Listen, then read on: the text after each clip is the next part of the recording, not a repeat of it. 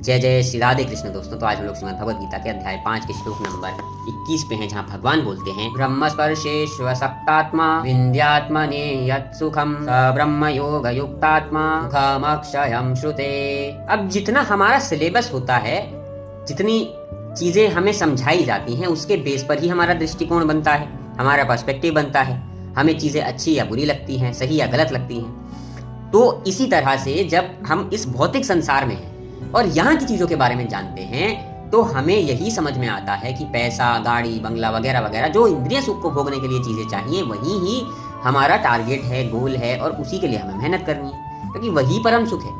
but जो इंसान अपनी इंद्रियों पे कंट्रोल करने लग जाता है, जो भगवान के रास्ते पे चलने लग जाता है, आत्मा तत्व के बारे में जानने लग जाता है, उसको समझ आता है कि ये तो शरीर के लिए ठीक है,